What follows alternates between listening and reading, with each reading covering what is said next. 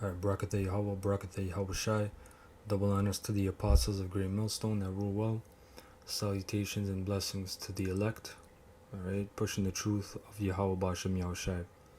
Alright, this lesson is called Tribulation is the Main Dinner Course.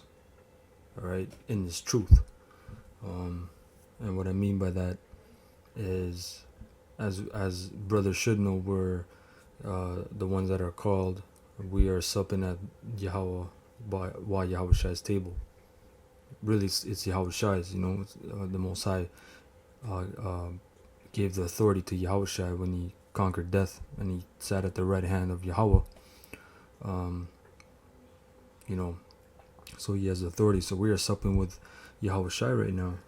And the main thing that you gotta keep in your mind, in the back of your head, is your main course, your main dinner course will be tribulation, right? It's not going to be sweets, it's not going to be joyfulness, rest, etc. It will be bitter tribulation, right?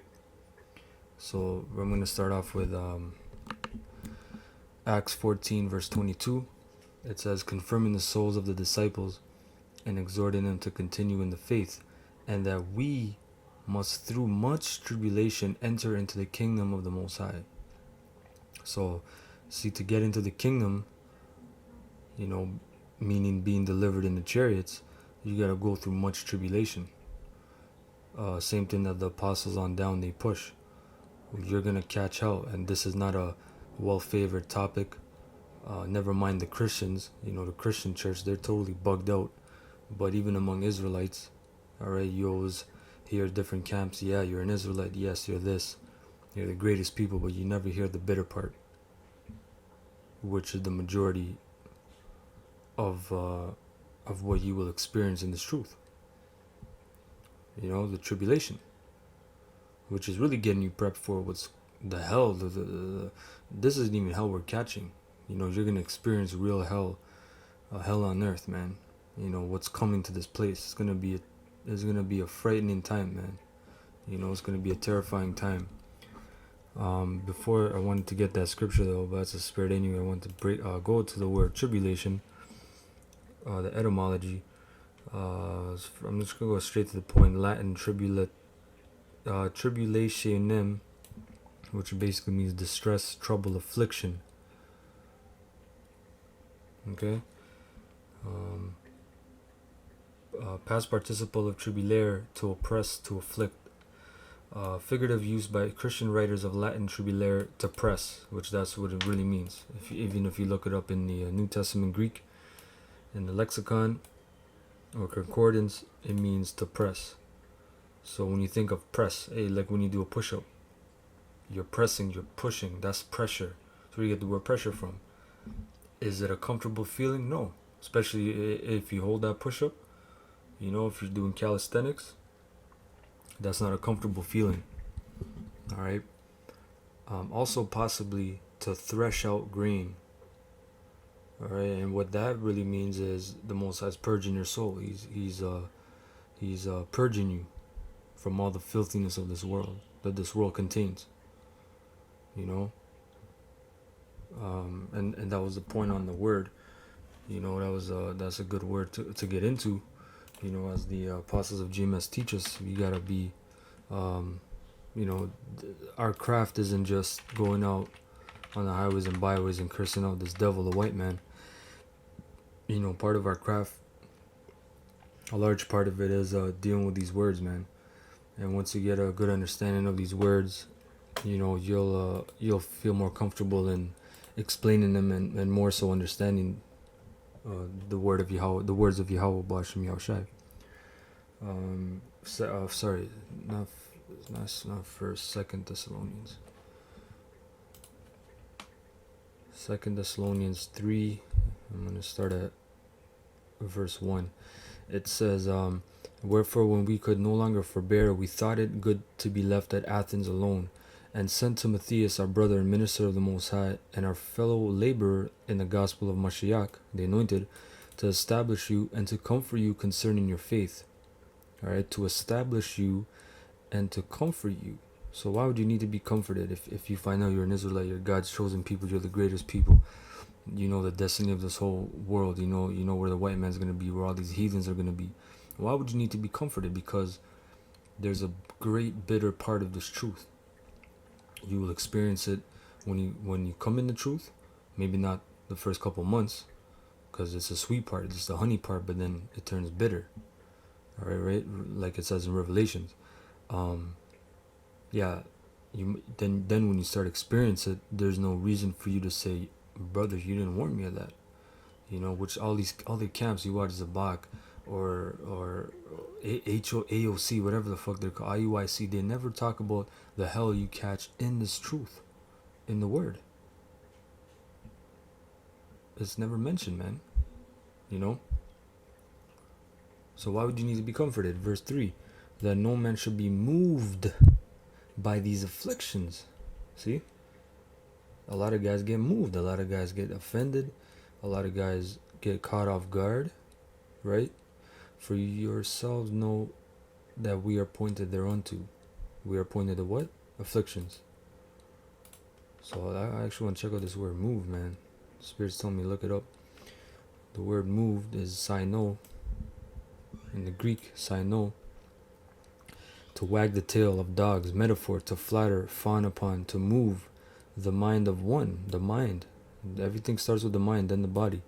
Agreeably to agitate, disturb, trouble. That's a good word, man. Sino. That's a, you know. But, hey, man. Some guys get moved, some guys get shook up. And why? Because your teachers have not warned you. They simply have not warned you. Alright, verse 4. For verily when we were with you, we told you before that we should suffer tribulation, even as it came to pass, and ye know. For this cause, when I could no longer forbear, I sent to know your faith. Right, so you wanted to know, man. You know, this is Paul, writing to the church in Thessalonica. So he could not forbear. He wanted to know your faith, lest by some means the tempter have tempted you, and our labor be in vain. Meaning, yeah, we tell you the truth and we broke it down to you. You know, we showed you what was good. Are you gonna catch hell? You know, but I needed to know. I need to know that you were establishing the faith. That just in case some dude came and said, "Nah, man, don't listen to those guys. You guys are Israelites. You guys are God's people." You know, who knew what they were saying back then? But we have an idea. Because it says that which has been is that which shall be, and there's no new thing under the sun. So all these guys, what they're saying right now, they were saying the same thing back then. You know, they were saying the same damn thing, right? So that's the point, because these Israelite camps out here, they're not teaching you this. And why are we keep pushing this? Because it's important, and it's the main dinner course. It's your main meal that you will receive in this truth. Right? If you're looking for fucking Kit Kats, agave nectar, honey, you know, glucose, fructose, dextrose, you're not gonna find that. Okay? You're gonna find you some fucking golden seal root. Yeah, you're gonna find some burdock root. Alright, you're gonna find you some trying to think of, you're gonna find some cayenne pepper, you're gonna find some ginger. Trying to remember what we ate at the Passover. Shit, you gotta eat the bitterness. Alright, I'll post some post production. Lord's will come back to me. But you're gonna find some bitter roots, man. That's what you're gonna find. You're gonna find you some bitter tasting experiences, man. Okay, and I don't have to list examples because it's anything bitter. Alright, it's anything bitter, man. You know, one last scripture is First Timothy. Is gonna be a really short lesson. You know, just something the Spirit made me go into, because that's a serious thing. You got to think of it. We're at the Lord's table right now. We're supping with Yahweh Shai, basically. You know, through the Spirit of Yahweh Ba'Shem Yahweh Shai. So guess what? What are we eating? We're not eating anything that will spoil us. Think of it that way. We are eating things that will benefit us. And by eating, of course, I mean our experiences and how we get this knowledge. All right, we're not we're not eating fucking GMO food, man. All the shit that these people like. We're not eating KFC. We're not eating Dunkin' Donuts. We're not eating, you know, all this Benson and Hedges or whatever the fuck it's called, Benson Robbins, whatever, ice cream. We're eating some bitter roots, man. Things that will be beneficial. Things that will cleanse you, right? This is First Peter 1, verse 6, straight to the point. Wherein ye greatly rejoice, though now for a season. And then guys are gonna ask, what is that? Is that a season? Is that literally 3 months? It means a time. How long, we don't know. Some guys came in this truth 10 years ago, 5 years ago. Elder apostles came in 30 years ago, 25 years ago. They're still waiting. So you with your little 5-10 years, don't complain, man.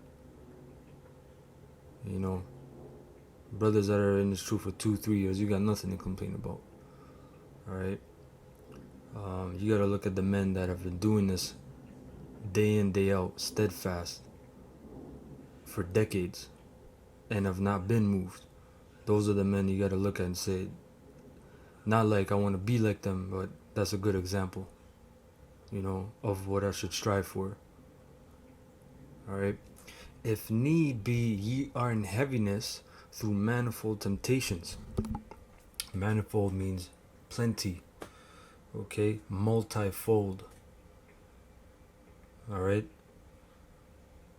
Temptations. I'm going to look up this word. We looked it up a couple years back. This is a good word, so I want to look it up again for the brothers. Parasmos. Alright? And this really shows you how Yahweh, Ba'ashem Yahushua, they are scientists. They are experimenters. They are inventors. Yes, they are scientists. So the word temptations, manifold temptations, what is an experiment? Attempt, a trial, a proving. So when it says manifold temptations, you are in heaviness. Hey, you're going to be in heaviness. There's days you're going to be lying on your bed, hands folded on your chest, thinking, damn, man, I'm going through all this. Yeah, you're in the flesh. You're going to have weak thoughts. You're going to have doubts. That's normal. Like Anderson Silva said, it's normal. It's normal, guys. It is. You're in the flesh.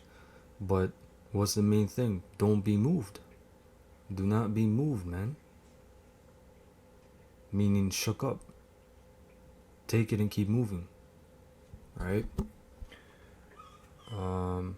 Verse 7, that the trial of your faith, being much more precious than of gold that perisheth, though it be tried with fire. Alright, that's likened unto the brothers. Might be found unto praise and honor and glory at the appearing of Yahushua Mashiach, whom having not seen ye love, in whom, though now ye see him not, yet believing ye rejoice with joy unspeakable and full of glory, receiving the end of your faith, even the salvation of your souls. You see? So that's what we're counting for, man. Matter of fact, one last scripture comes to mind. This is what we're counting for, man. We're not counting for a Bentley or a Rolls Royce, or a big booty STD filled whore, man. We're not counting for these things. We're counting for the kingdom, man. To get the hell out of this place and stop catching this hell, man. It's like I'm just trying to find this one scripture.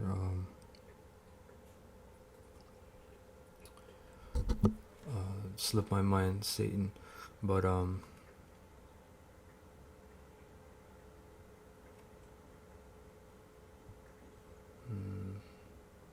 no, I can't find it. It's alright though. It's the spirit. Yeah, man. But that's what we're looking for, man.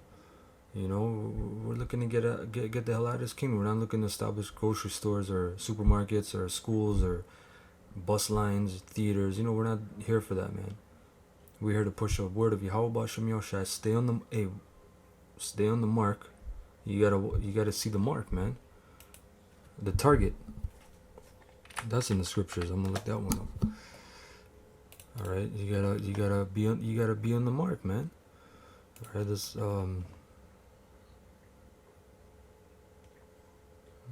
yeah, here. All right, Philippians 3.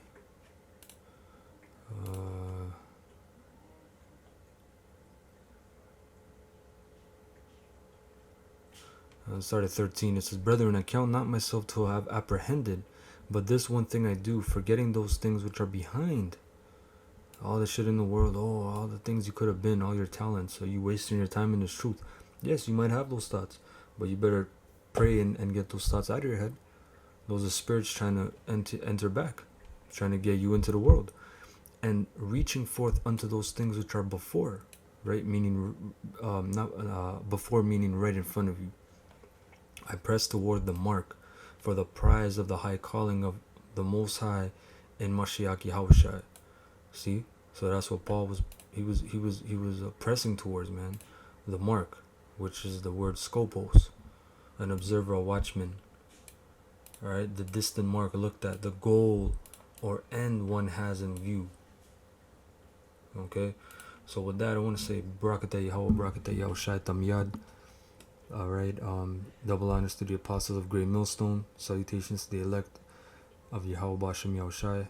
All right, and brothers, man, keep towards the mark, and just remember, tribulation is normal.